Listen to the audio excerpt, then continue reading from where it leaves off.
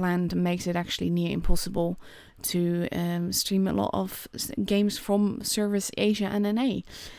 Because most of it is during the week, and that is a no-go for me because work and everything.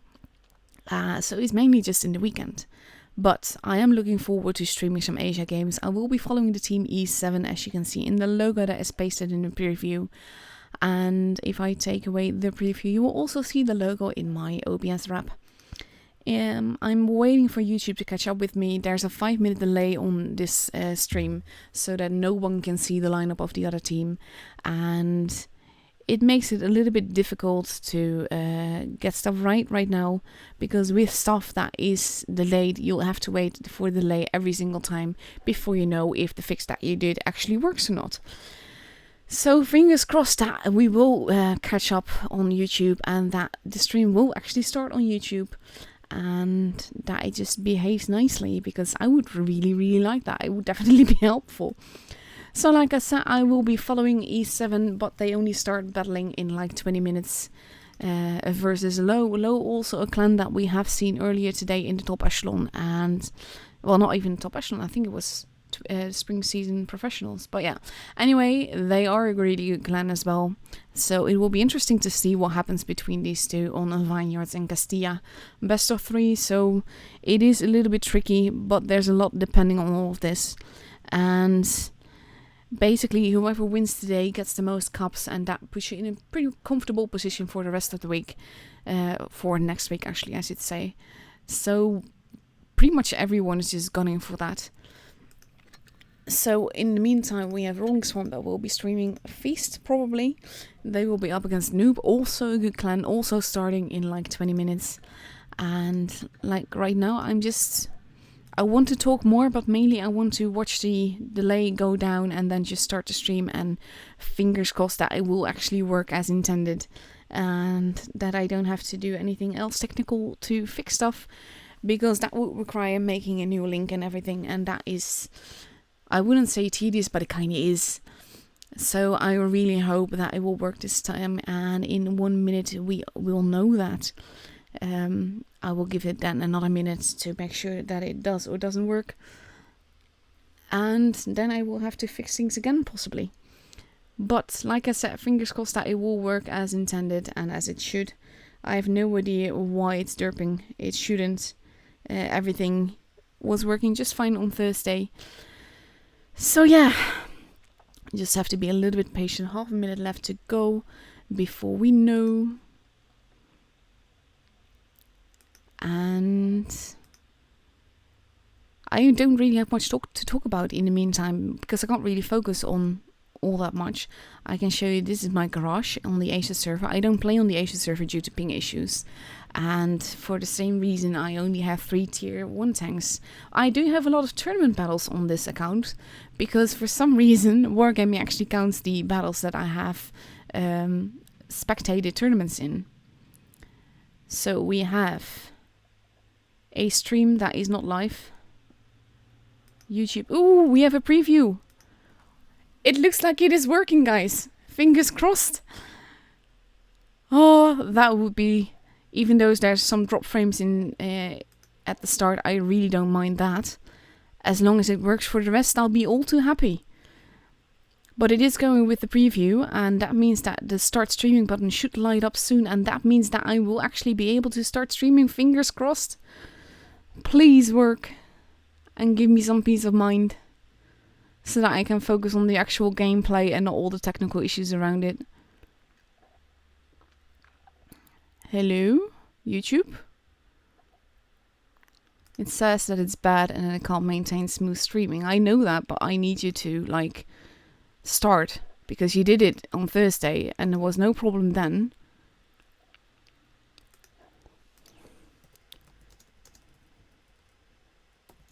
But it won't let me start. Please, there we go, start streaming. Thank God for that. No, you can't give me the start streaming button and then just revoke it. That is just mean.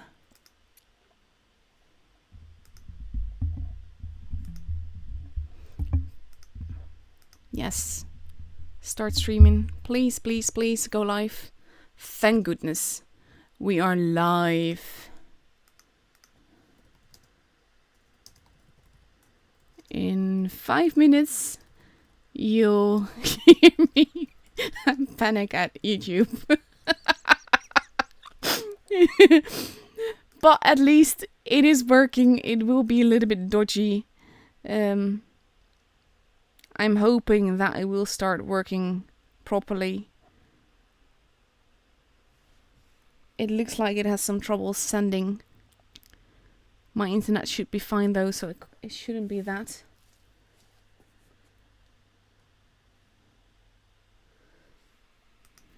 It looks like it's having trouble uploading data. I'm just going to quickly do a speed test on my iPad.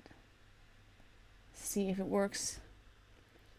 I usually try not to use my Wi-Fi much, if at all.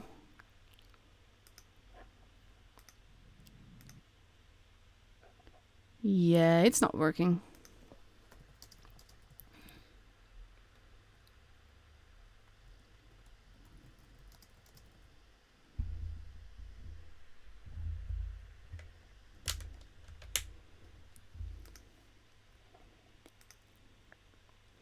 I don't know why it's doing this. Come on. Work with me, please. I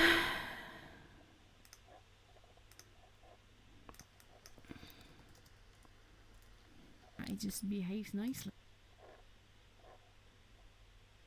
And suddenly there was a stream happening. Oh my god, it's working!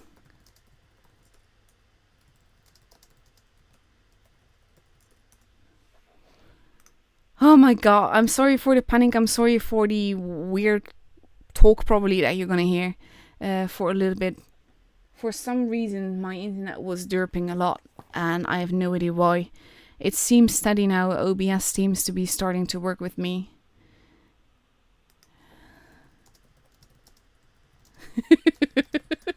So please bear with the weird talk at the beginning. At least I'm connected now. Fingers crossed that it stays working. OBS is catching up. It is green now rather than orange or red, so that has to stand for something. And I'll just start the stream as if I haven't been streaming at all. So hello everyone, and good morning or good evening or good night, depending on where you are. And I had some technical issues. I have no idea why, but it seems that OBS is now behaving as is my internet. And I'll try and sort it more thoroughly before EU tonight. I have no idea what was going on, but I'll definitely look into it after the stream. We have some fun matches for you today. Luckily, they only start in like 40 minutes, which means that I didn't miss any gameplay with my technical issues, and I'm very grateful for that. And this is the lineup of tonight. We see some very, well, I wouldn't say favorites, because pretty much they're all favorites, but known teams and clans from earlier this year, from the top echelon and from the professionals in the spring season. Of course, Feast that went to an offline once, and we have XR and TNM. For me, these are like no names except for EA and ICT. I wonder if ICT stands for what I think it does here. ICT stands for basically computer technology stuff. And yeah, I'm just so relieved right now that it's actually working. So I can't really get over that. But yeah, I will be streaming E7 today. E7 will go up against a Lolo, which is their first matchup in like 30 minutes. I'm not going to bother showing you a replay. I'm actually going to be talking about the game a little bit beforehand. And of course about the team that we're following, because a team that has named themselves after Disney characters and mainly Disney princesses is just really great fun in my opinion. It's one of the reasons why I was so chuffed to stream them in the top echelon. They were just so funny. I like that they have an attitude that doesn't take things all too seriously, and where it's just more relaxed. And I think that's so important, because even though you want to take the game seriously, I mean, you're not playing tournaments because you don't take the game seriously, but it's just so important to relax into it and not take it to die-hard problems and stuff.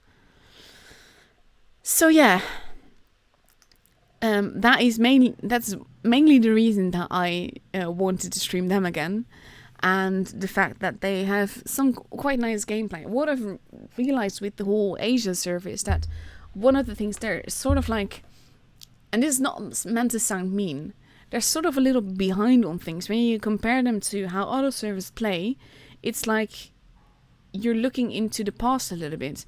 Asia still has to work so much on focus fire and on coordinated pushes and that sort of thing. And not that Asia can't push, of course they can push, but I've noticed in at least the spring season and everything that they have a tendency to start pushing but not wait for the rest of the team to be there for the push. But the main thing, of course, is the focus fire. On EU, basically the team that wins is the team with that punishes any mistake that the enemy makes, but it's mainly the focus fire. If you start shooting at the same target and you take out that target, it means your enemy has one gun less, and that makes all the difference for you. So that is something that I really hope to see more of this season with the Asia server, because I think that if there was a team that trained very seriously on purely focus fire, not even anything else, but purely the focus fire, we'd see a world of difference. And of course, with the very broken Foch, the very broken T22, and the very broken 215B, I'm very curious to see what the lineups will be on the Asia server. I think I will also see maybe a mouse or two, or a 268, or a Batchat, or an IS-7, but the new meta invites for using OP tanks and then just a few filler tanks for other roles.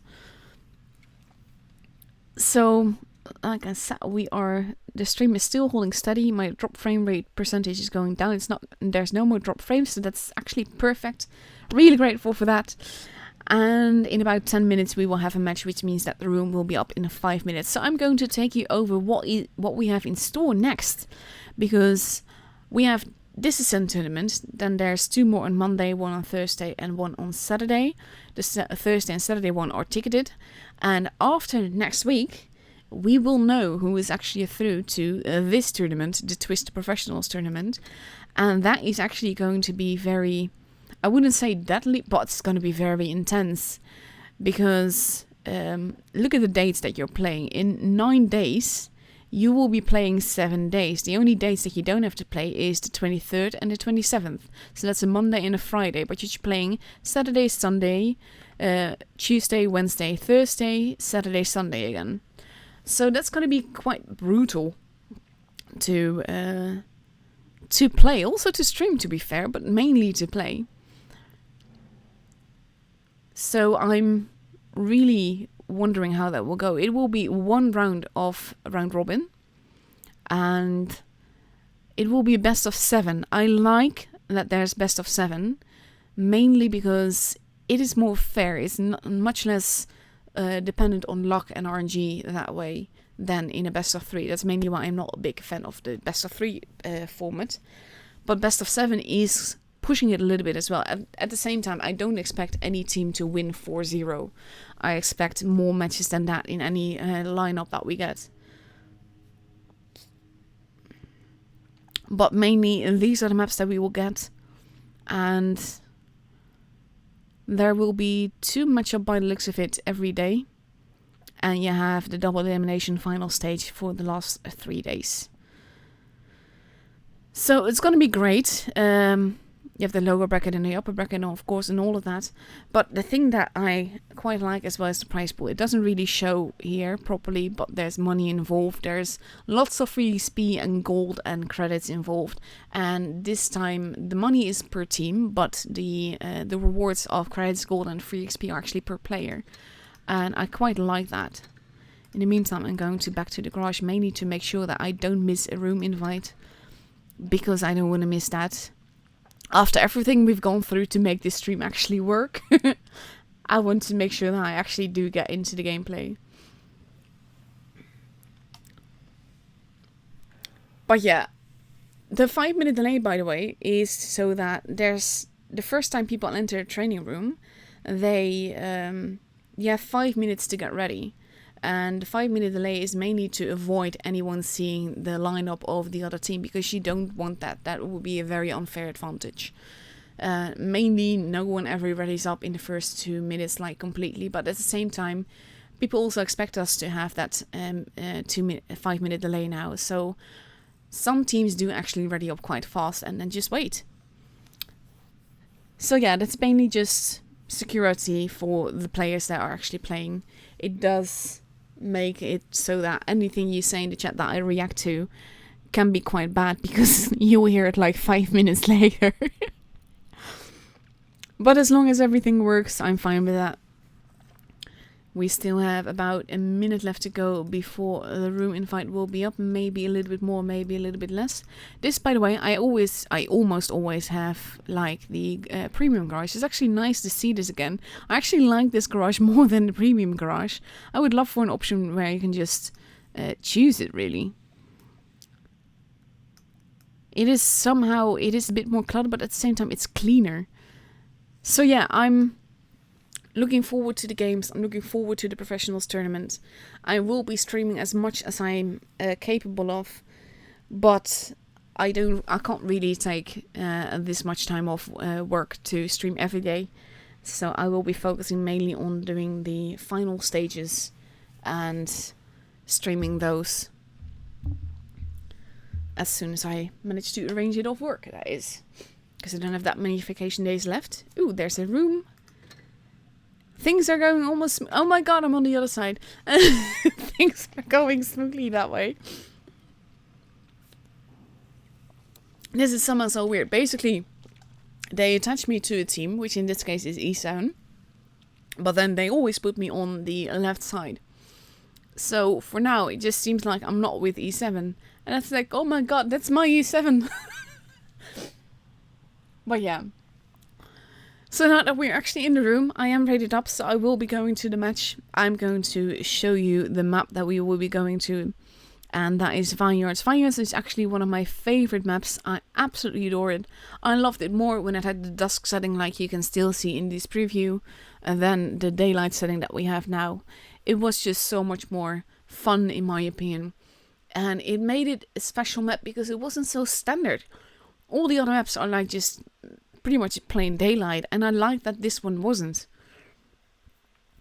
So yeah, we have Vineyards with 3 bases, base A and B closest to their respective spawns, base C in the city a little bit more to the back than where it is now. This is an all preview, and I haven't found a new one yet. But doesn't really matter all that much, because you do have an inkling as to where things are. You have, of course, the ruins, the corner with the ruins. That's basically my favorite spot to be, if not for the bases, because when I play Supremacy, it's all about dominating the bases. You want to get that early advantage. You want to have the points and then just have the enemy make the mistakes. Because if you have 2 bases in a map where there are 3 bases, it means that you have pressure.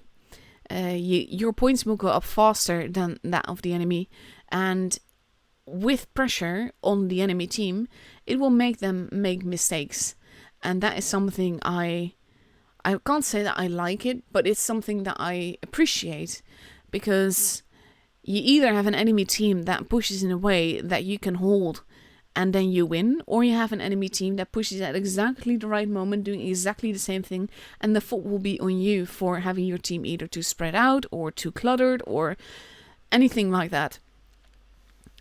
And that is something that I really like about this map, because of all the different height differences, the ridges and the hills, and just the areas around it, the pathways and all of that. It's just a really fun map.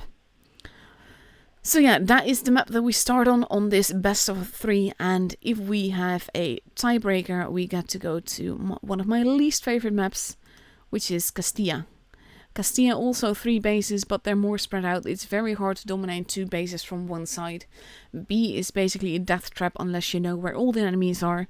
C is sort of like the heavy base, and A is mainly the mad base. In my opinion, the positioning around A always works better for me than the positioning around C. But the thing is that these are teams, and with the team you can basically go anywhere without having any issue. You can just like focus on that, and you can focus on being in whatever area of the map you want to be with the players all around you. So you can basically do anything, go anywhere. Yes, I just thought worth respond to it as well. You will get boxes or crates for watching the streams from September 21st onwards, not yet for the Ascent Tournaments. So that will come later. So yeah, this is basically, I removed the map so that I can't be in the screen for you while we play, or at least while they play and we watch. And we have Lolo that has completely readied up with an IS-7, two 113s, two 268s, an IS-4 and an STB. And on the other side we see an STB, we see two 215Bs, a 268, a Batchet, an IS-4 and a 140. No T-22s yet, but we do see one 215B, and we don't see any Foshes yet. Surprised at that, to be fair, mainly because the Fosh is so strong with that autoloader gun that it has. It's pretty much insane. I had quite a few replays that I'm going to show you some of later on, even though I showed them on Tuesday, I think, for the EU server. Mainly because the tank is so strong with the autoloader, it can deal so much damage. So I kind of expect to see them every time, but Asia is still using the 268 for it. And with 10 seconds left to go, we are entering the first battle of today in just a few seconds. And here we go.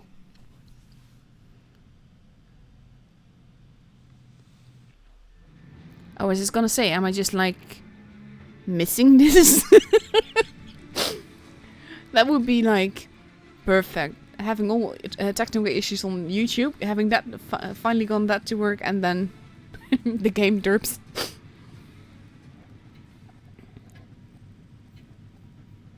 There's my little tank. And here we go. Let's go up and away and see what they do. We have Lolo focusing primarily. Oh, sorry, just relocating my mouse a little bit. Lolo taking, of course, base B, whereas E7 is taking base A by the Batchet. It means that E7 will have a point advantage. The STB is positioned in a nice position where you can't really get hit.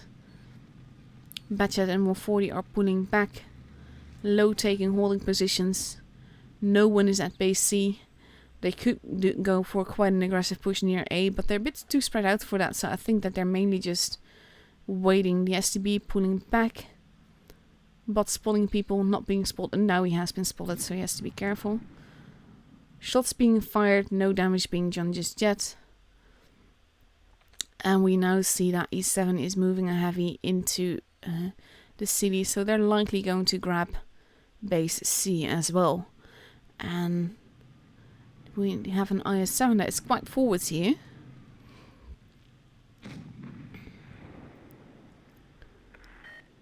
There we go, E7 being capped. And the IS-7 is now making his move, thinking he might be alone there. But whatever they do, yeah, he's just like, ooh, there's people here, let's not be here. But he has to be careful, they can't afford to let them have these two bases for too long, because that will mean that they will lose a lot of points. IS-7 trying to shoot the STB. We have a push from the 215Bs and the STB on the other side. Nightmare losing a ton of HP, where are you? Lolo is pushing. B is being stolen, A is being stolen. And the 113s are suffering at the back. I'm actually going to take you over there. Mulan just lost a ton of health. The 140 is moving in versus the 113s. There goes 113. Metadata just lost quite some HP. And there goes the other. Skywalker. It's actually not Skywalker, but it sounds like it. There goes Cinderella. And Sky one, that one. Then we have little D that is now going to be next in line. The I7 that is trying to help him, but he's now being focused on by 3 tanks from behind. He can't really angle towards this. He's not fast enough to turn, especially not when he's being tracked like this. And he's barely any HP left. So with the next reload, he will go down. And now, basically, Lo has the 2 bases, but they're missing a lot of players. There's just one poor lonely guy left. And he's not going to survive much longer. And there he goes with a nice little ram from Elsa in the bat chat. Because why wouldn't you ram an IS-4 with your bat chat, right?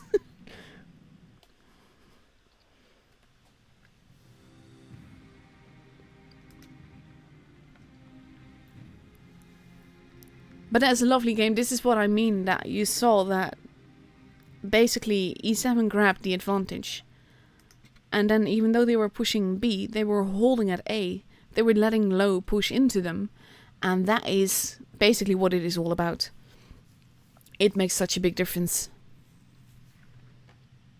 So in the meantime, I'm going to fix I have this lovely little optic mouse, but it has a scroll wheel, and the scroll wheel makes noise. So I only always stuck it behind a cable, but I forgot to do that. That is why I was derping with the mouse earlier. So yeah, with just over a minute left to go, both teams are ready. We see the forces entering the battlefield. We see E7 actually taking 2 of them, together with 3 140s and sorry, an E50M and a bat chat. And on the other side, we see a Badger entering the battlefield. I haven't seen that one in the tournament yet, so I'm really curious how that will perform. And he is joined by 3 113s, a mouse, a bat chat, and an E3. So that's quite a bit of firepower, along with some very troll armor.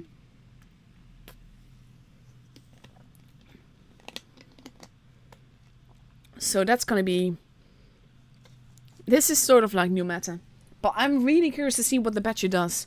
Very few people have the Badger. I wouldn't be surprised if it drops in crates in not all that long, because I think it's pretty much the only one that hasn't been in the store more than once. So let's see what happens with this lineup. It's a very aggressive lineup from E7. And they could go for a very aggressive push with this one.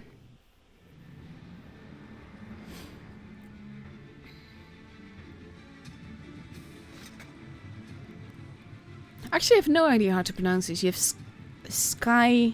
Skywaller, if you read it as lead. I'm just gonna call it the bat chat instead. So I'm going to hitch a ride a little bit towards base A, because I'm fairly sure that that is what he will be capping. We see the bat chat on the other side, Emerald, doing the same thing for base B, but he will arrive there slightly early. So that means that E7 will have a tiny point advantage, and I'm entering the free camera mode.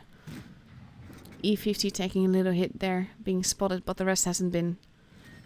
And with the 140s, this could be a very aggressive game. I'm very curious to see how this will go. Ooh, that was a big hit into the bat chat. That is what happens when you meet a Foch.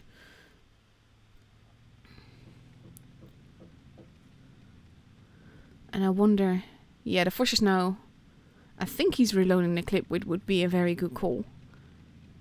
At least that's what I would expect. Yeah, yes. Clever move. And Lo is holding at the back. But they have one base. And E7 has the point advantage. So they need to be careful. We have the 140 here.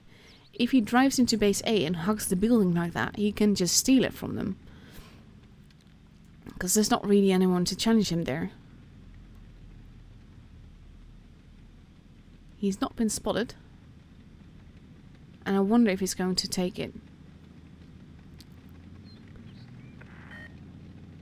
There we go. Or maybe not. Now he has been spotted. And that area where he is now, but then just angled differently. Base C is being taken by the mouse. Batchat is going to investigate. Base A is steadily being capped. Shots are being fired. HP is being dropped.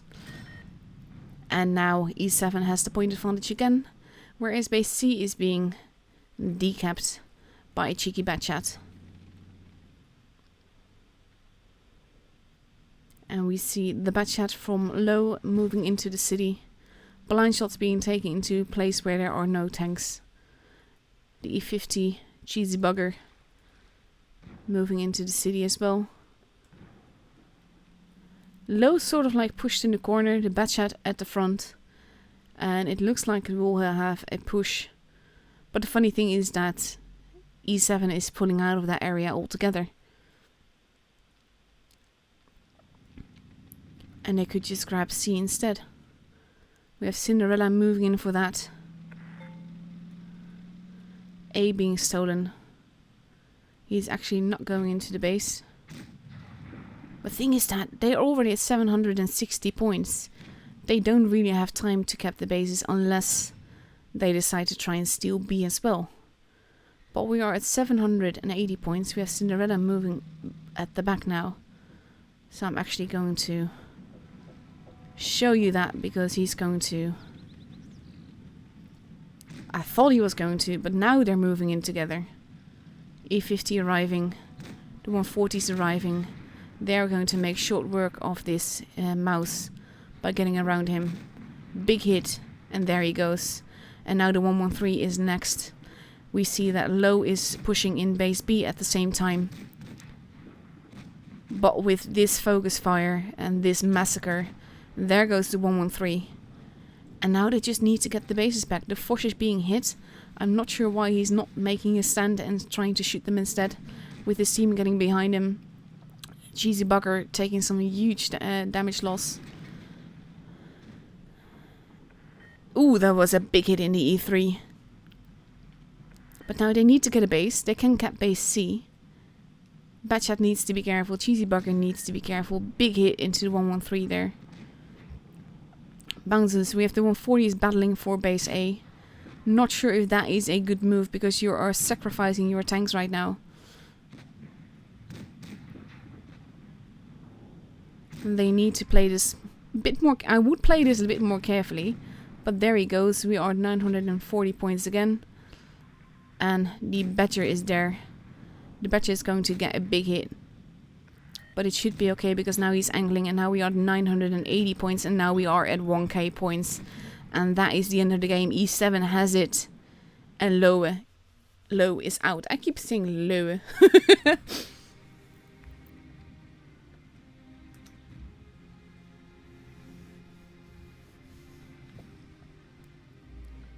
And the Badger did perform quite well, but at the same time, I think because Low basically let themselves be pushed in the corner, they didn't really know where to go after that. And that would have been their main issue. They were indecisive, and I think that cost them the game and with that, this tournament, because now they're out for this tournament. So let's see if we have a little more info. I can't really check the chart on Blitz Assistant because I'm logged in for the EU. King is out. And that means, and of course, we just saw that Low is out. Let's see how Feast is doing. Feast is through. Feast is next up against ICT. And E7, do we have a match yet? No, we don't. So how are XR and TNM doing then? Because that's also a very good. They're still battling. TNM, of course, from Last Professionals, they did so well. But they actually, oh my god, they got knocked out by ICT. I need to check ICT now. To be fair, this is something that I really love. Because if you look at these stats, and then you look at these stats, strictly speaking, ICT shouldn't have had a chance. But this is something that I really love, because it goes to show one team will always win from 7 players, and that's what I would expect has happened. So TNM is out for tonight. XR was still going, so we don't know that. And possibly the winner of that has to go against E7. What is Nob doing? Was not facing off against... Yeah, they lost to Feast. So that is very interesting. What is up with these tournaments? I mean, on Thursday and on our EU, we basically had 4 main favorites. You have Raid, you have Karna, which is sort of like Eidos and R2K in one. Then you have EG, which is basically Eidos. And you have R2K.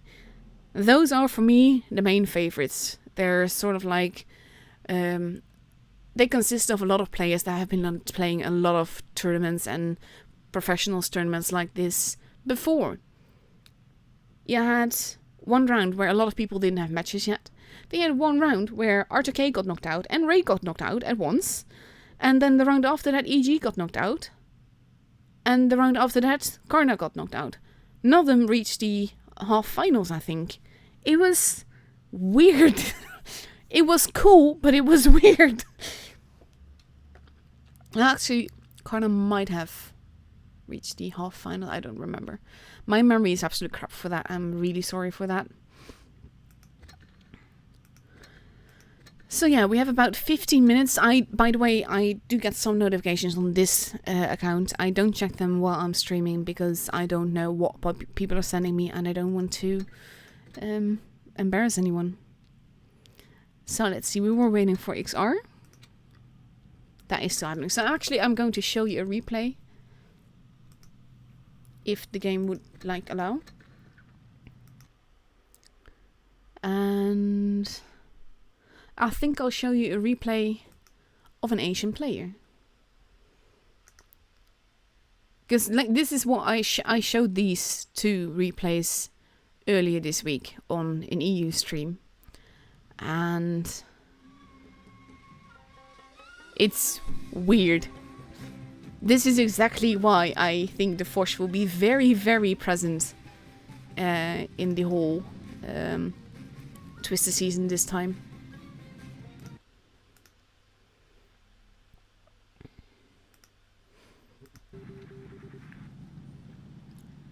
We are waiting to see what happens when it actually starts.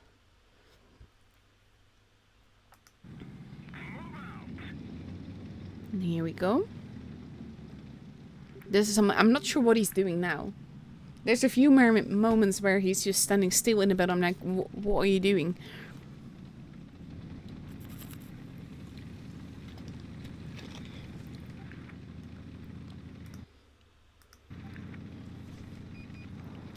Help, hello, halo.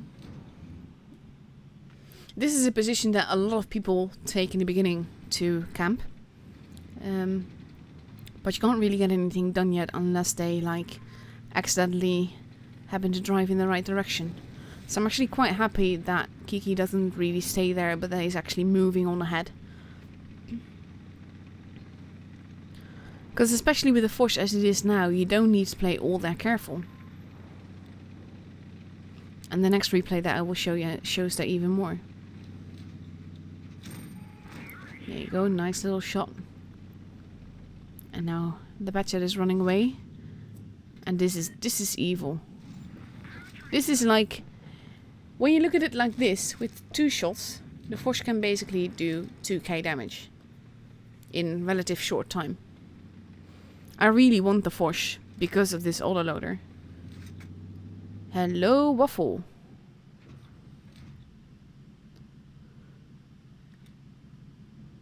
Yes, stay like that. Let me just do 1100 damage to you. No biggie. Waffle's looking at him and just casually barely aim shot. And he's dead.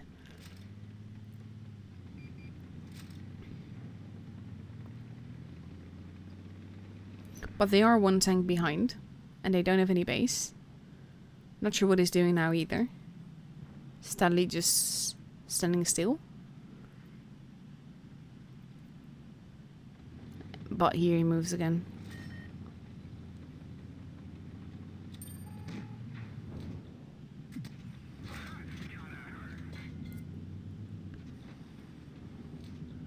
So now he has to be careful. Ooh, and then he shoots the rocks instead. But this tank, it is so strong. It is true armor. It is relatively mobile. It has a very nasty gun right now.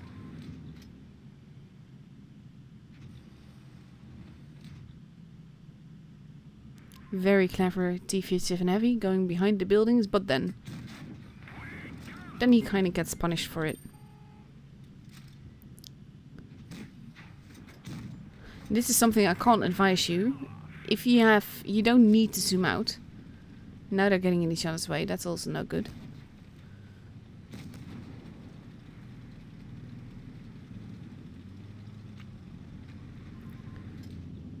If you know you can just take the shot, don't zoom out before you shoot, because it actually does throw off your aim.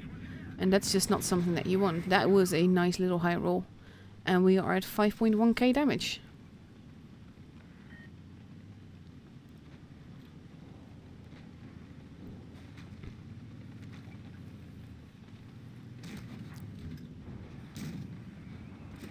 There's a bad shot there.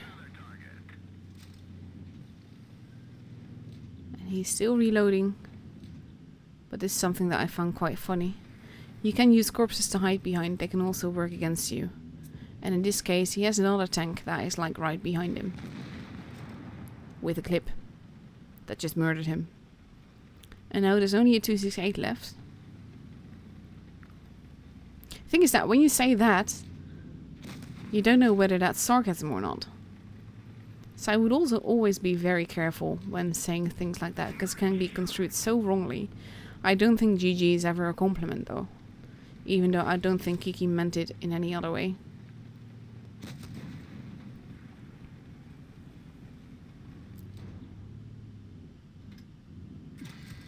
There you go. Needing one more shot. And before the object can shoot, Kiki does. And he does 7.2k damage. Nearly 3k damage.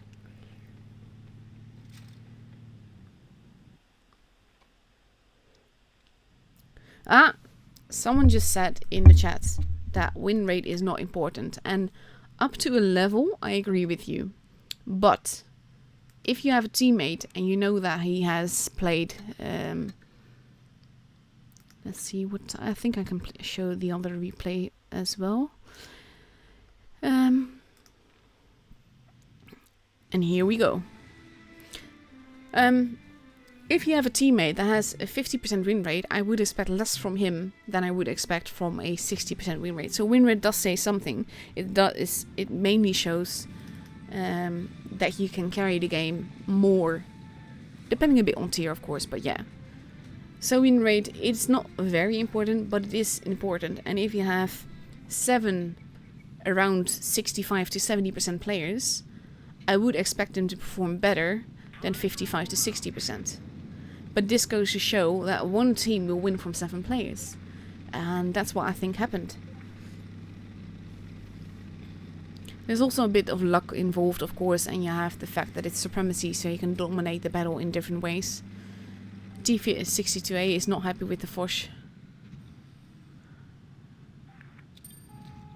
He can't spell either, though. Foch is waiting casually, wanting to get a shot into the Leo there, but he misses. And now he's going to shoot HE instead. He wants that grill. The grill that's going forward. The grill that's going very forward. The grill gets 1354 damage into him from one HE shot. With a little bit of fire, which is very helpful.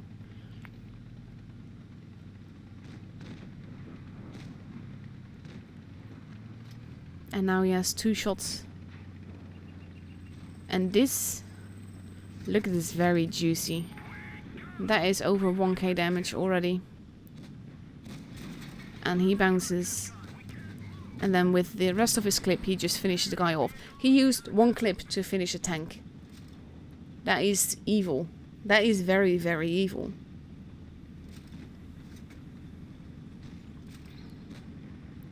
So he's now at 3.1k damage already. wanting some help from his team.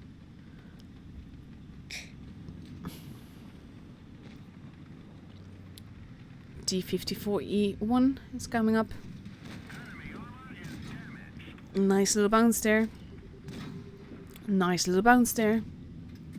And even though he does take some damage, he takes him out as well. And like I said, this just goes to show how strong the tank is right now. I kinda just want to free XP the whole thing, if not for the spaghetti coming, because I want to free XP that even more.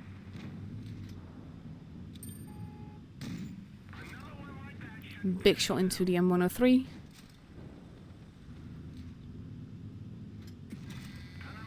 And then he's barely alive. But the IS-8 is now turning back towards the Foch. So the Foch has to be careful. Nice little important bounce there. And now it is 2 versus 4. And that definitely helps. I still think that is a very funny moment. But we are already at 7k damage for this Foch.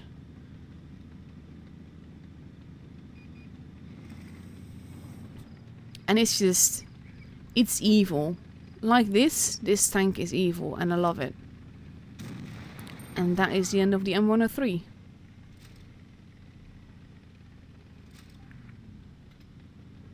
The grill is not happy. I wonder why. Easy 800 damage into the mouse. Nice little bounce. This is what happens when you don't aim and you keep driving when you shoot. It doesn't really work in your favor.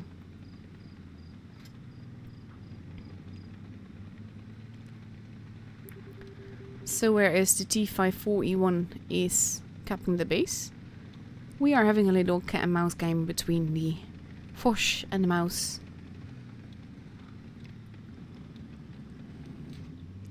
And this is something that you can really learn from.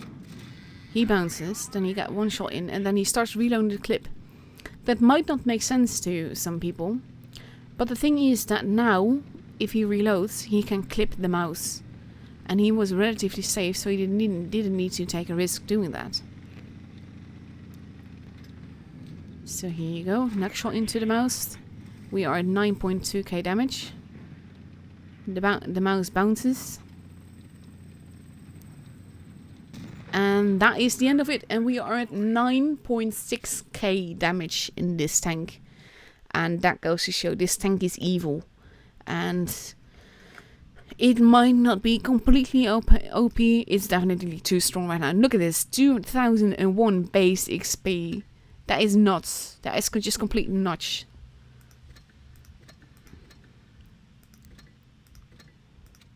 No room in the fight just yet, but it should be up in 2 minutes.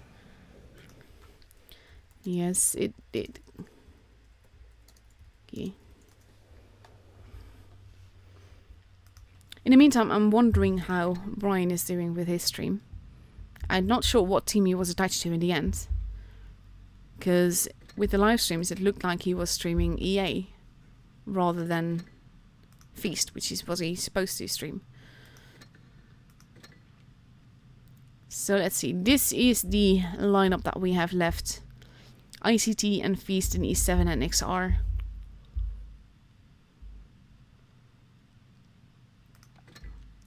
And apparently XR had a very funny tiebreaker. We are up against, there we go, XR. XR is also a very lovely team.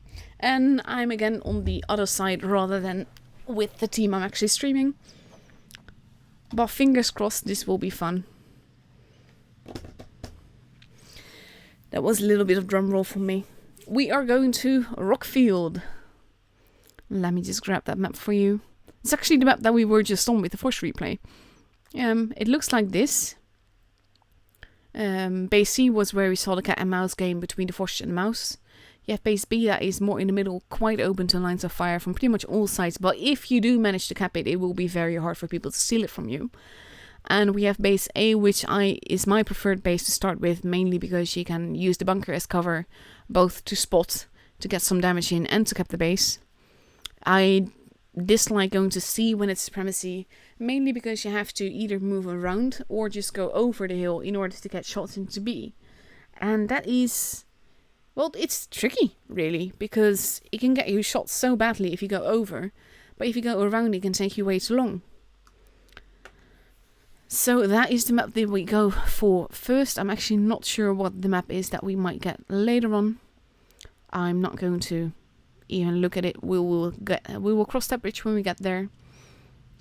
And we see that for Rockfield that E7 has a very interesting lineup. We see a Batchat, a Grill, a 140, a VK, an IS4, an E100 and a 215B. So that is a little bit of speed with a very much troll armor. Looking forward to that. And on the other side, we see a T22 medium arrive, together with two Foshes, an E3, a 215B, and an IS4. And this is basically the new meta as I expected, mainly because of the Foshes and the T22. And of course, with the consumables that it now has, the 215B is too strong as well. So that will be interesting to watch. It's just, I want the Fosh. I'm not that big on driving TDs at the moment, which is probably why I don't have it yet. But on my main account on the EU server, I am at tier 6, I think, of it. And I just need to basically grind more. But I'm a lazy grinder. I don't really enjoy grinding in the game. I don't like when it starts to feel like I have to. I like just playing for fun.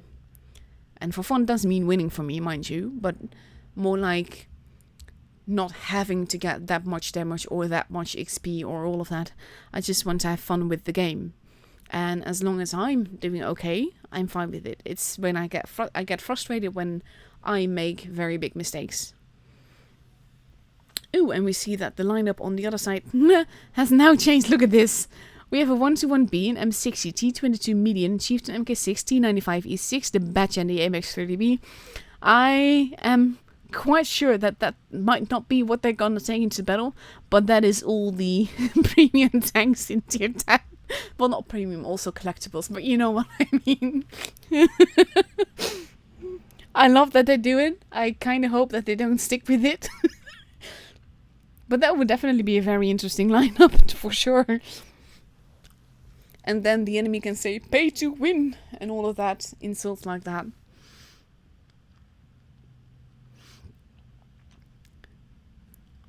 So we just need to see what happens with this lineup. XR is definitely a worthy foe, and this is an interesting map. Technically speaking, this kind of lineup could work, but I wouldn't really count on it. So with 43 seconds left to go, they still have time to change their tanks. And we are just waiting for the battle to begin.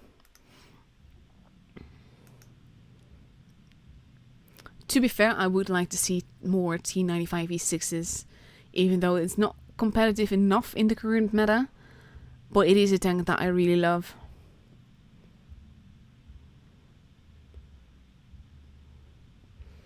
And here we go, back to the previous lineup of Batchat Grill, Object 140, VK, IS4, E100 and 215B. This is why I love E7.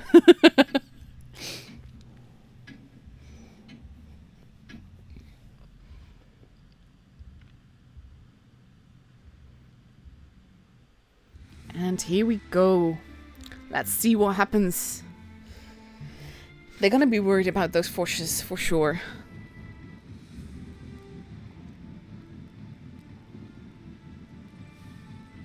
Let's have a look at the camos. There's my little lonely tier 1 tank. Ooh, pink Fosh, I approve. I definitely approve of pink camo. IS4 as well. And let's see what they do. Let's go up, up and away. And we see that XR is focusing on the middle and on the A side, with one spotter in the form of a T22 going to the other side to see who is there. Object 140 going. Batchat been spotted. T22 has been spotted. Batchat's like, yeah, nope. And gets out of there. E3 has been spotted as well. Object 140, you could very easily just grab the base now. E3 is going to cap the base. We see some fireworks happening on the other side, so I'm going to take you over. The E3 is in a tricky position. Base B is almost capped. And this means that XR will have the point advantage to start with. Shots missing. E3 taking some damage. 215B could be side scraping here, but he's not. And he loses quite a bit of health because of it. E100 losing some health as well. Batchat in the middle. Ooh, Charlotte, that was a big hit into you. And he is pushing towards the FV. And I think that is not a good call, because even if he gets a shot in, he's now going to be murdered. And he actually shoots the ground. That will be the end of the E3. There he goes. And we have XR pushing into the IS-4 and the E100 now that they're alone.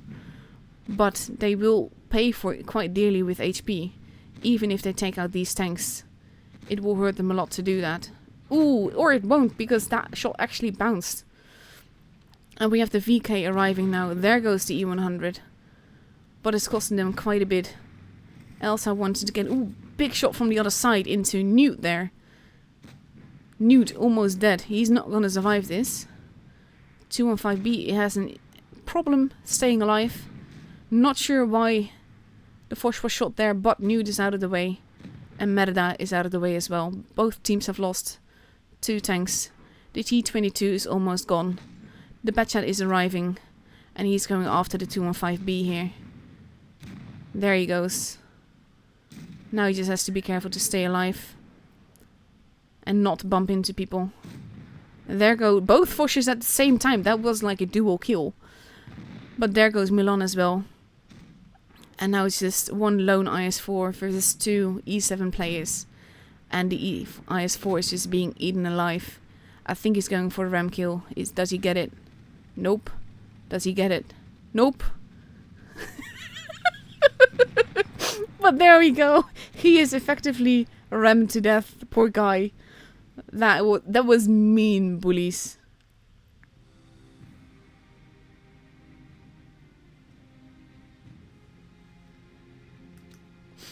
Oh my lord. What a game that was. So that is the first match over. Let's see. In the meantime, I see that Rolling Swarm has arrived. I think that means that he did indeed follow EA rather than Feast. But I'm happy to see him here. I would like it if we could be attached to stages rather than teams. At the same time, it's so much fun to follow a team. Because you get like a feeling for that team's playstyle and the way that they do things. And it also helps you to commentate better because of that. But if you were attached to stages and not teams, it's actually quite helpful, because then you will always have all the stages.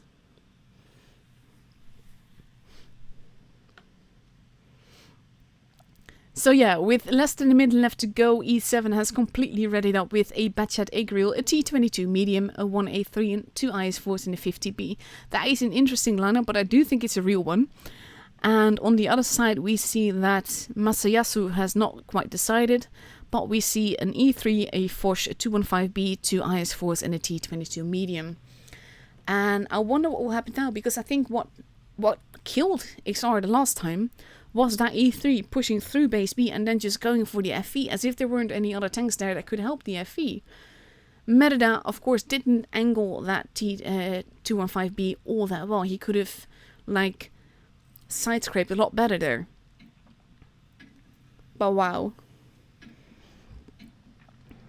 And here we go for the second match on Rockfield, and Masayasu has decided to take the Foch, so we have 2 Foches again. That double kill on the Foch just now was quite fun though, but the potential of these Foches and what they can do with those clips is absolutely deadly. Oh my god, Brian, that is so sweet. Thank you. I hope it will be Rolling Swarm and Amonat to Minsk 2019. That would be like the best ever. Mainly because I really want to go to Minsk, but it will also be so awesome just to commentate with you. We kind of have to be together, don't we?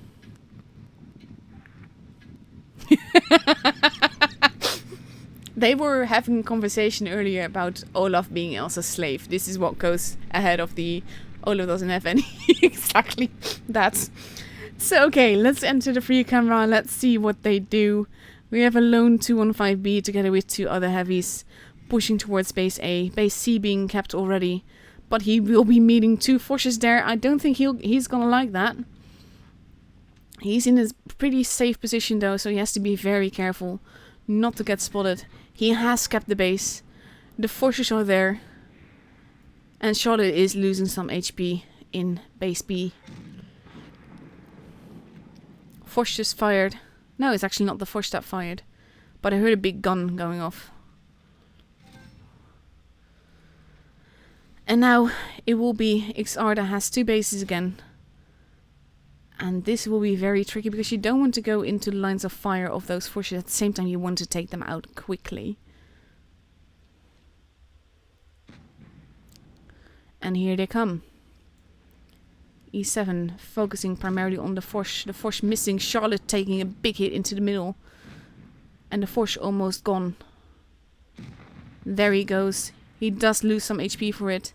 But he then has a nice corpse to try and deal with it. But now he has a T22 in front of him, and that might be very tricky. T22 though is being deleted. Look at that. Oh my lord. There he goes. That was the end of the T22.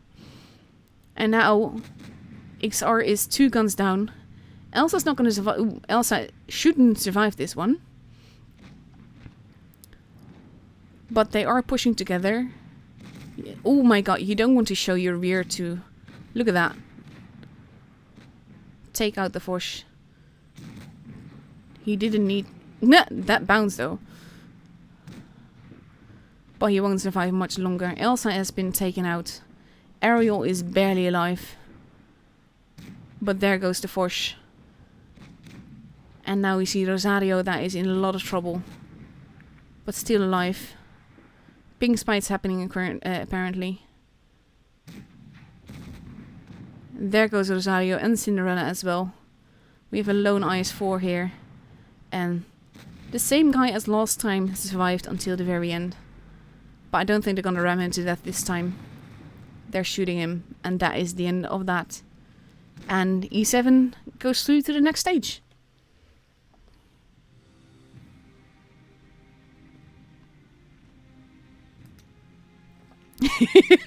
It's so funny to see the reactions to the last game of what happened.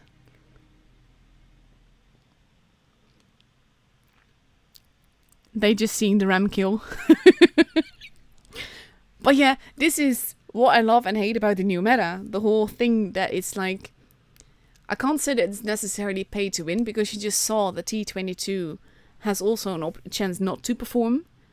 But it can perform really well, and even really good players can have a tough time shooting it if another really good player is playing it and angling it. And in this case, there was just too many lines of fire from too many directions. So, E7 is through to, I think it's the finals actually. Let's have a look. Yeah, this was the semi-finals, so they're through to the finals. Let's see who they're up against. This is what I'm sort of like hoping for, because FIS is my other favorite team from Asia. There's a lot of great people there that I really like. And watching E7 versus FIS will be like, yeah, I would love that. But the thing is that's one thing that I found really weird. Second match as well, Charlotte in base B got penned, pushed on, and got penned more. And that tactic with the E3 on base B is not helpful.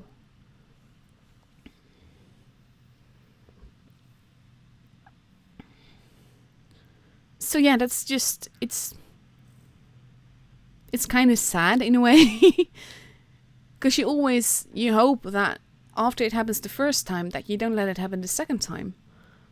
So that was kind of sad, but at the same time, XR, we've seen them perform so good in tournament seasons. So it's just a bit surprising. That's actually, I forgot to check what time the next match is. Maybe we even have an enemy. That would be fun. Loading does not make my day. That is quite useless. Mayan Ruins and Normandy at 36. So that's about 20 minutes away. That means replays. I think, and I need to look that up, that I got a replay from another Asian player. I spammed some replays of my own, even though they're not like OP or anything, but they were just really fun games. Let me see.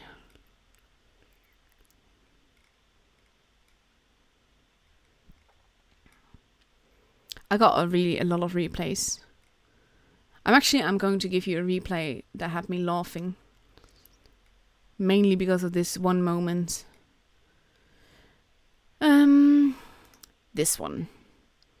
I was actually playing yesterday. I don't generally play much when there's tournament season.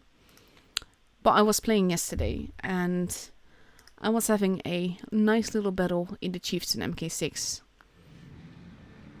I'm playing with one of my favorite teammates of all times. Nilo Shark. He's a great player, but for some reason when I tune with him, we always sync up, and I love that. And this is one of the British tanks that I really like. I'm not that big a fan of British tanks, but I do like this one. This is also a bit of a test for me, because sometimes when you drive in sniper mode, replay can be really jerky, and then it's really not fun to watch. So I know that if I do this, whether or not I can actually show more replays of my own gameplay or not.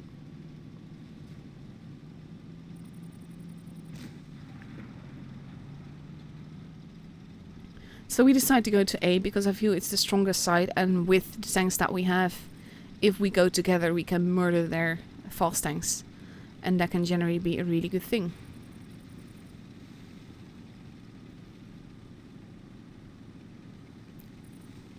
I like the Leo. I just got it. I still need to buy it, but I just researched it. Using that certificate that we got in the get free stuff for win 1 win per game. Per day. I really like that. This is also the I don't shy away from using Premo if it means that I can actually pen. And he shoots my teammate instead, which is helpful for me. But now I can't shoot him. And I decide with people up there that I can hash. Well, it's not a hash, it's HE that I have actually, but still. British tanks have mainly taught me that I can use HE effectively. Especially in British tanks, because for some reason that kind of goes quite well. Thing is that this is why I'm basically in sniper mode. I don't really know if I can shoot him. But if I'm in sniper mode, I can shoot him faster than if I'm not.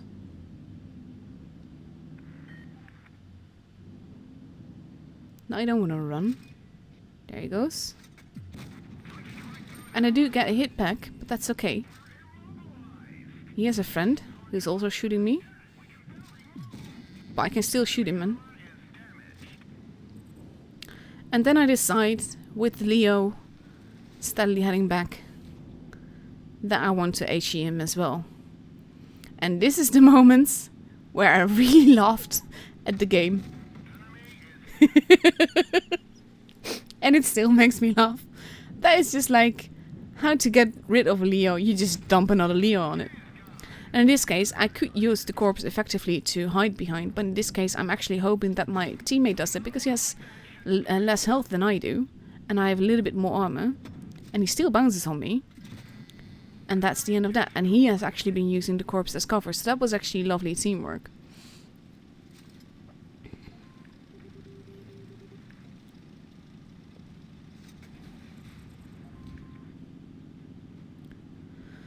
So in this case, I just want to see. I know that they're near A there. Yeah, I like bulls for jumping on the other Leo. I'm not even going to bother capping a base because it's not needed. And that is a nice little double tap, and that was the end of the Leo, even though he takes out the 113 takes out the PTA. And this is also, I can drive here, but I stay in sniper mode because I want to see if I can have a shot in him. And I missed, so that's quite useless. But technically speaking, I could have it. I can't HE him. So I just shoot him normally instead, just set him on fire, because that works as well. And now I can HE him. There you go. Get stuck on the bridge a little bit. And that is the end of that. But just the Leo jumping on the Leo moment, that's mainly the reasons why I kept this replay. It's not that bad a battle, it's not that great a battle either. I mean, it's only a second class, but still. It was a really funny game. And Bulls did good.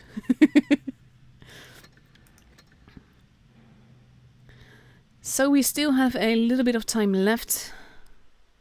Let's have a look. See, I won't dump another replay of my own on you. I have a few. I even have a few aces. But I'll save that for another time. I'm going to show you another OP tank in a replay. At least another currently OP tank in a replay.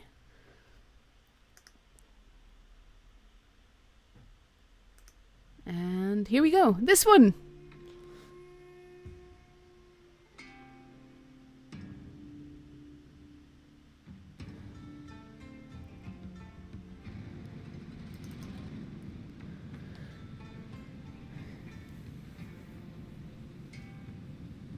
And in the meantime, people are catching up to what is happening right now. They have just seen XR lose.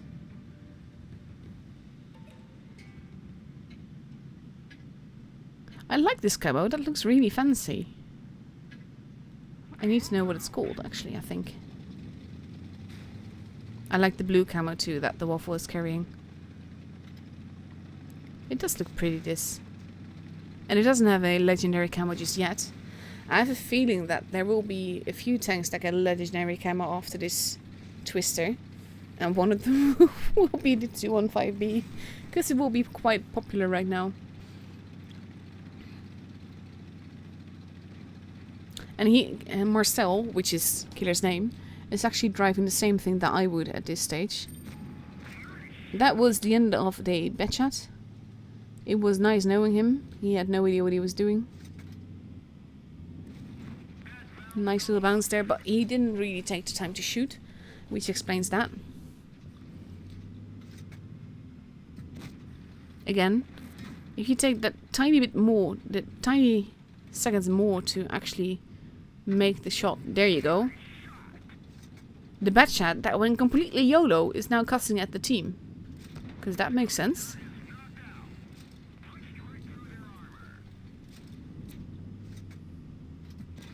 Nice little barely aimed shot there.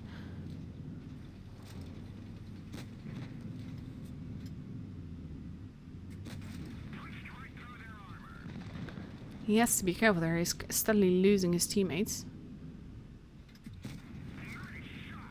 But he is in a pretty good position and he does have one teammate left together with him. There you go. STB really needs to go. He's one of the biggest threats along with this 50B here. Who's luckily shooting the ground, which can be very, very helpful. Yes, that is exactly what you want to see when you have HE like that.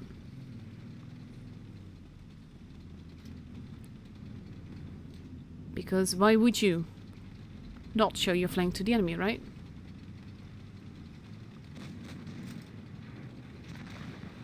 The 183 just took a shot.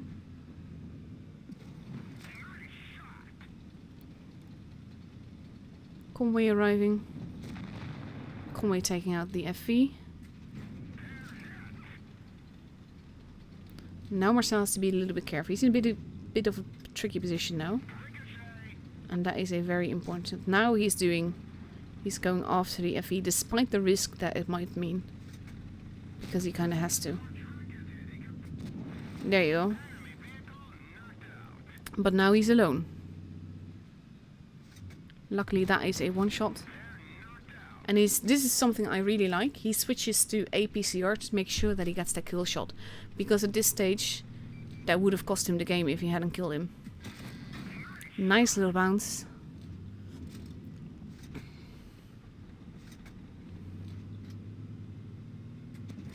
There we go, now there's just one left.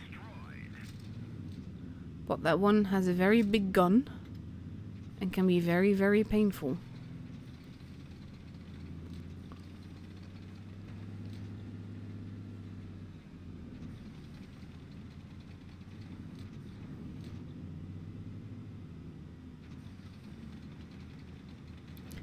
This is also a reason why I stay in sniper mode a lot more.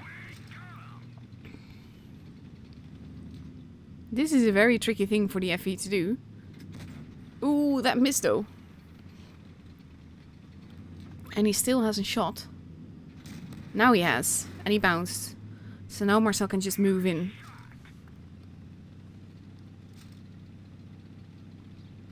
I make no secret of my sniper moding. It works really well for me. And there we go. 6.9k damage. Goes to show how well this tank can hold. In a position like he was. Lovely game. Nice Koloban of 1620 basic XP. With 6912 damage. That is awesome.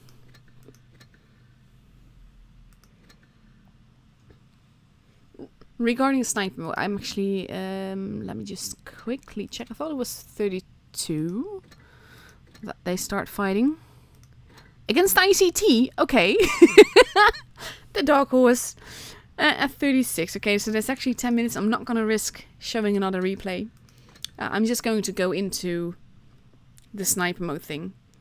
My first 4 lines were all TDs. I started with the Yage, then I went for the 268, then I went for the E3, and then I went for the E4. My E4 line was the first, basically, line where I had actual turreted tanks in more higher than tier 3 or something. And the thing is that when you learn the game, primarily in TDs, you don't need to zoom out. You learn the maps differently, you learn where all the obstacles are, so basically you just avoid them almost all the time. But you just learn to play differently. But I think that there are pros and cons. Biggest con is that I can't fight well in close quarters. The fact that I just... I have trouble when there's a lot of teammates around me. I can't angle properly then. And it's teammates, not necessarily enemies. Enemies, I'll just see whatever I can do. I try to avoid getting into a pit full of enemies. But when there's a lot of teammates around me, I can't use the position that I'm in as well as I want to. So that's something that is a con. But for me, driving in sniper mode also means that my first shot is almost always free damage, because I go somewhere, I enter sniper mode the moment that I feel that I will meet an enemy. And then when I meet that enemy, for me it is aim and shoot. For them it is go to sniper mode, aim and shoot. But by the time they get there, I've had basically 2 seconds more to just pull back again. Because that's the average reaction speed that people have, 2 seconds. So that's the time that I actually sort of buy with it. And for me that works really well. It is something that I really enjoy about sniper moding. I use a lot less sniper mode now than I used to. Used to be like 95%. And now it's probably around 75% near thereabouts. In between shots I will now actually zoom out to just focus on other stuff. Let's look, by the way, at what went down between Feast and ICT.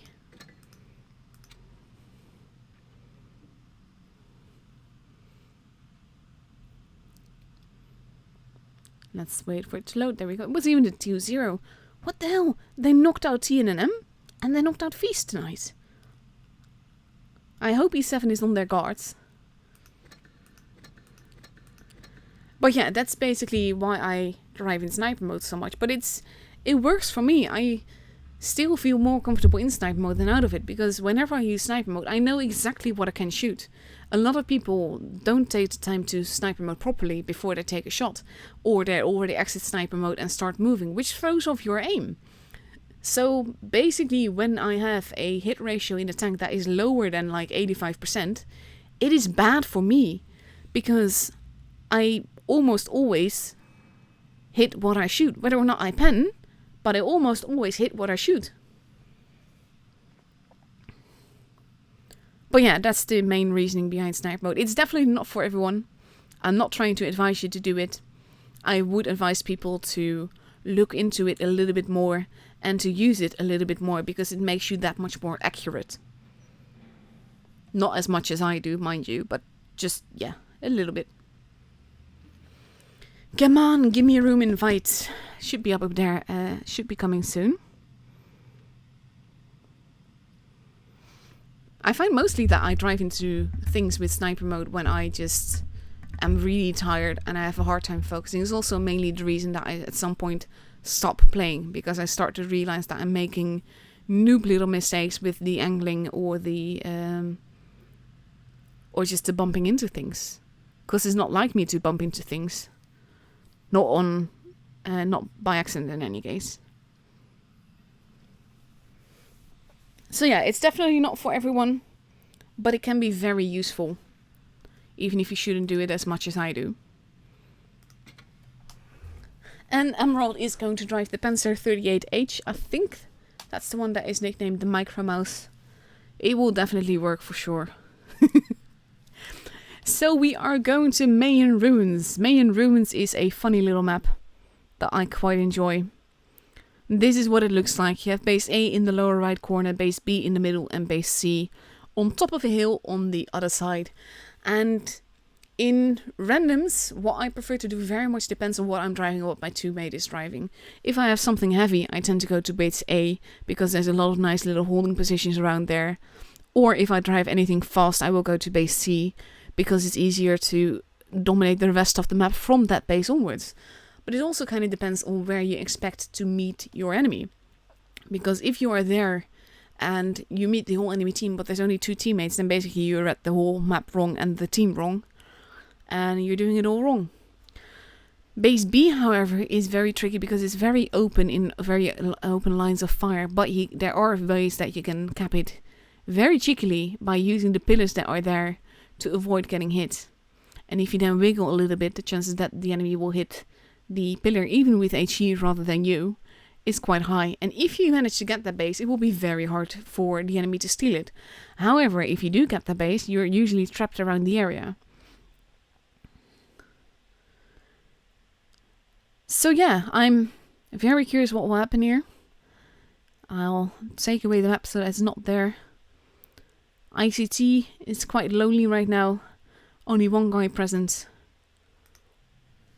But they might just pop in at the last moment. But we see that E7 is there. They're probably still deciding what they're gonna drive. But they still have 3 minutes for that, so that's plenty of time. You're actually making me hungry now, Mud, saying babi pangang. It's one of my favorite dishes. I love it. So yeah, that's the map that we start with, and I'm looking forward to it.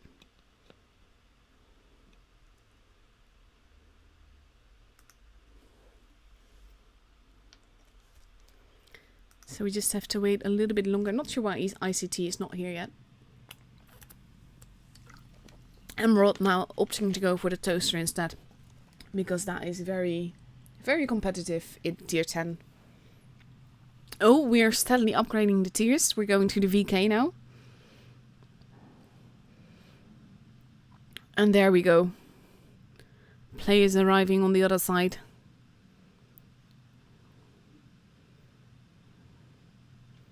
And we see a T22 medium. Oh, we're now at tier 8 with the Yege 88. Which used to be a lot of fun because that tank, it was broken E75 now. And now we're arriving at tier 10 somewhere. There we go. The Jagdtiger 88, when we first got it into the game, the hit skin was broken. So no one could see where to pen it. And thus they thought they could pen it anywhere. So I had some really epic matches when I first got that tank. Mainly because I was just trolling and they were just bouncing on me like no tomorrow. It was great. But so for Mayan Ruins, E7 has opted to take 2 140s, a T22 medium, an E4, a mouse, a 215B and an IS4. Whereas on the other side we see two 268s, an E100, an MK6, a 215B, an IS-4 and a T22 medium. And I like seeing a Chieftain MK6 in here. I'm not sure if it will go all that well, because Chieftain, it has been used, but I'm never seeing being as effective as I would like it to be. It's definitely not as effective as it is in randoms, but then you play very differently. But here, it's a much juicier target for the enemy, so it can be very tricky to pick one. But we'll see what happens. This is the dark horse that has so far defeated TNM and Feast. So I really want to know what's going on. So in 17 seconds we get to go, just making sure that I have no map on the screen and that we are ready.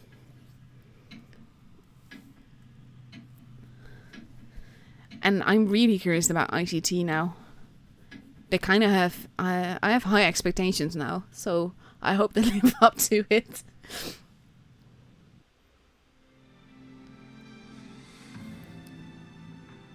And here we go.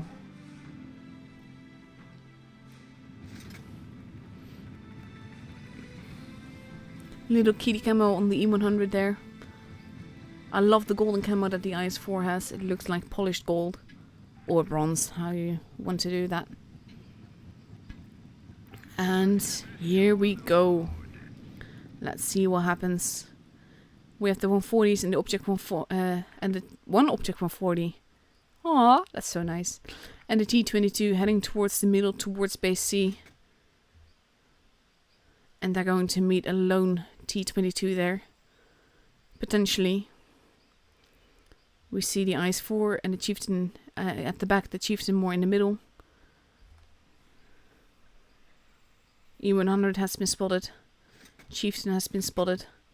T22 is like, nope. First shot going into Echo there.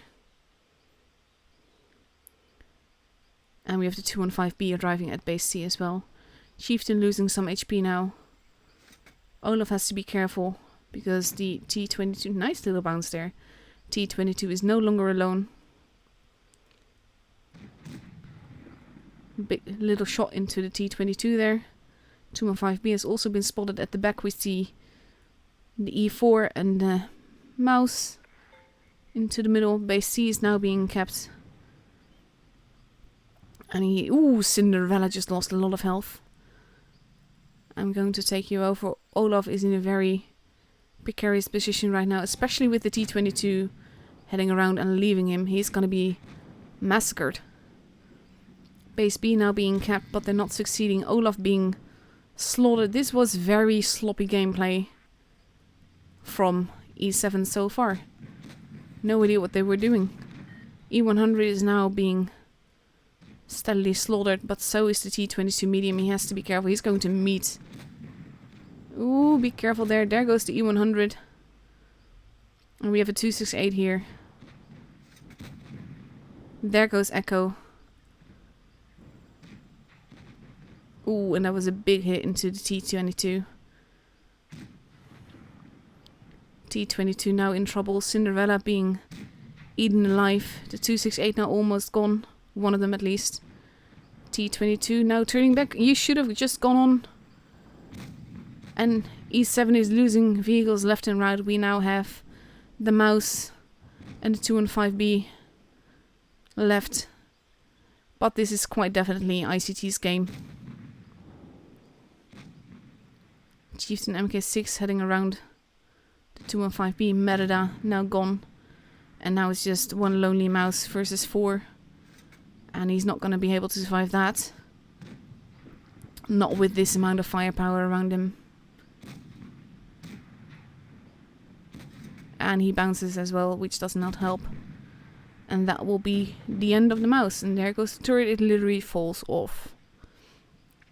And that's the first game for ICT. But that was a very sloppy build-up from E7. We've seen them do much better until now. Look at the damage the Chieftain MK6 did, though. That surprises me.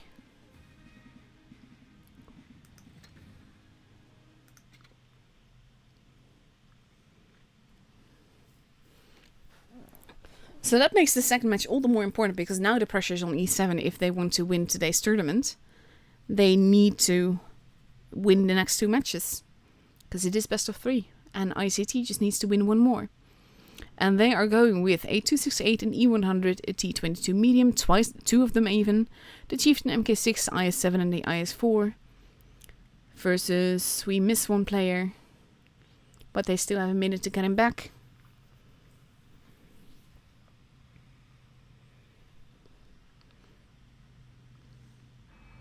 Where are you? Come back to them. But we see a 215B, a T22 medium, the E4, a mouse, IS4, another mouse, and 1 player that is missing. There we go, the bat chat. With 44 minutes left to go. More armor this time, but it also makes them less mobile, so that can be tricky. E4 not necessarily the tank I would take here. Oh, we go for the VK instead. And the IS4 might be changing as well into a 215B. And we see a Foch arriving on the other side. So now we have a 268, a Foch, 2 T22 mediums, a 215B, an IS7 and IS4. Versus a Batchat, 2 215Bs, a VK, 2 mice and an IS4. That is going to be interesting.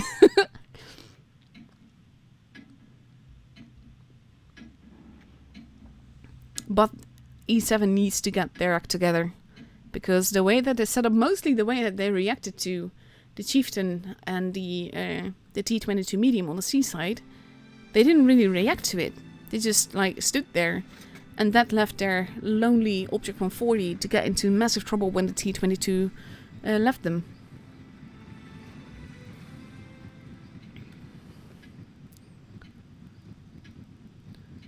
So this will definitely be a cool match to watch.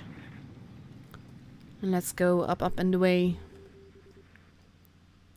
And we see that E7 is now leaving base C altogether. Heading for the other side. Heading for the A side. Mice going into the middle. They might get spotted by this T22 here. If he's a little bit more forwards, but he's not. C being kept. I think they will have to go over a very cheeky B cap if they want to get the dominance here. Base A not capped yet. Batchat having been spotted. There's a big gun at the back there. And base A now being capped. 2 and 5B taking some damage there.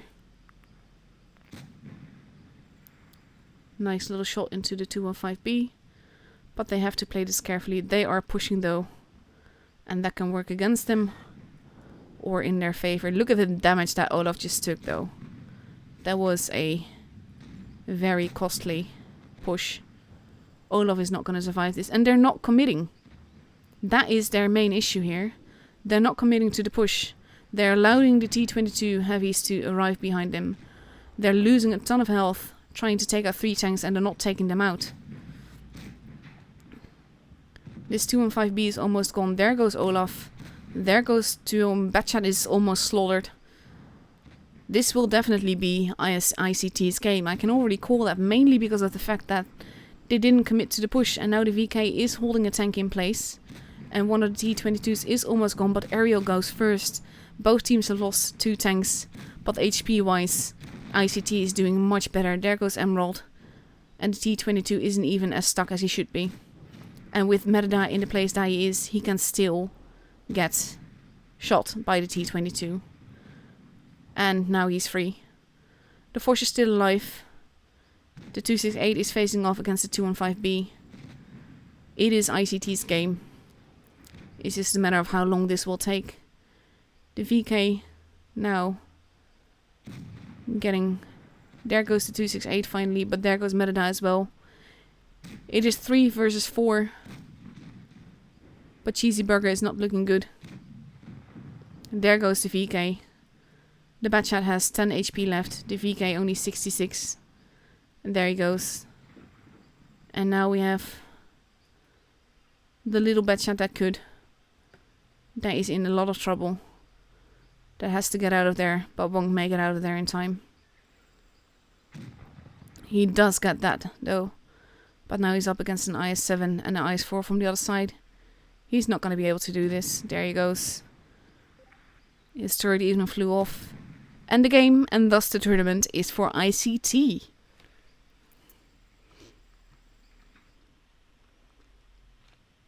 And ICT plays aggressively. But in this case, it was weird. E7 should have pushed more.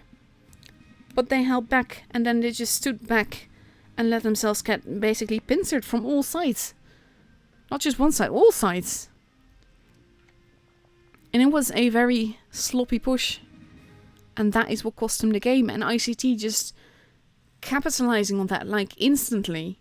With the T-22s arriving behind the Mises and just starting to shoot them in the back. While the Mises didn't go forwards, but just stood there and let them get shot in the back. Wow. What a game. What a tournament. What a match.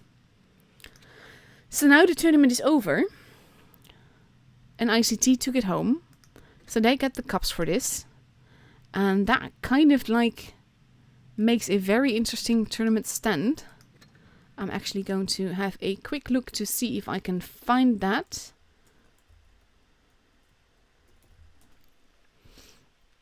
If it already has updated, that is. Hopefully it has, because that would be helpful. Because then I can give you the current standings of the cups. Because the cups eventually determined who are going to the professionals tournament after this whole stage.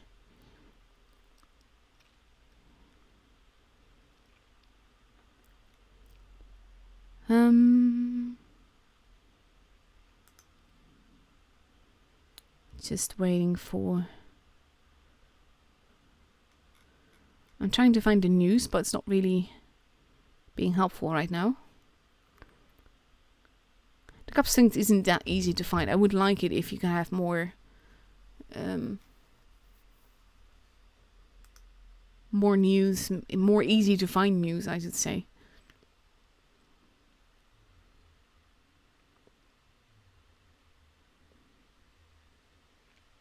Let's see. And that's not the news I want.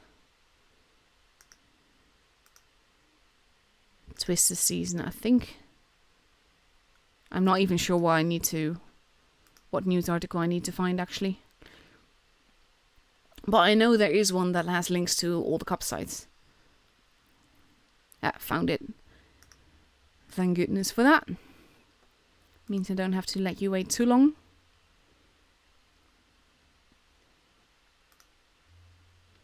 And let's have a look-see. The clan leaderboards for Asia server. That means right now we still have on first place TNM with 3,301 cups. E7 with 2,027. Then we have Feast with 1,787. Noob with 1,571. Low with 1,421. HLV with 1,280. That's actually, that can't be right. Because we should have a visible... No, it's not. It's not even updated yet. Useless.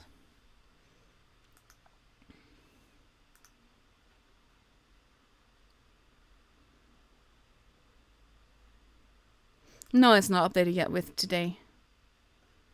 So that is why it is not showing up correctly. It would like if this updated more fast.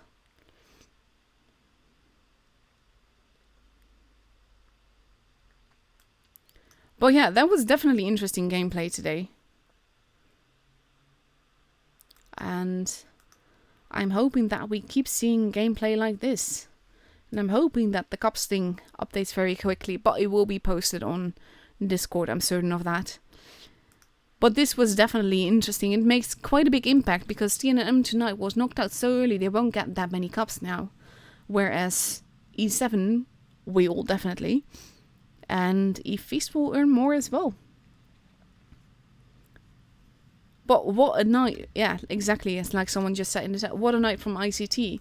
That was just... They were the dark horse. No one saw that coming. I'm really looking forward to seeing more of them. But that is it for me for now. I'm going to end the stream now. I'm not going to wait for the site to catch up because I have no idea how long that will take. Thank you all for watching. Thank you all for bearing with me. Thank you all for bearing with my technical issues as well. And thanks all the players and teams that we saw tonight for their very lovely gameplay. That was great fun and really interesting battles. And like I said, I hope to see the same thing for the other servers as well, but also for Asia next week. I'll be streaming the EU server in about 5 hours, and then the NA server in about 12 hours, and that will be it for this week. But then I'll be back on Monday and Tuesday and Thursday for EU, and then next weekend again for all 3 servers. So again, thank you all for watching, and I'll be seeing you guys soon, I hope. Have a good day, or good night, or good evening, or wherever you are. You know what you need to take from that.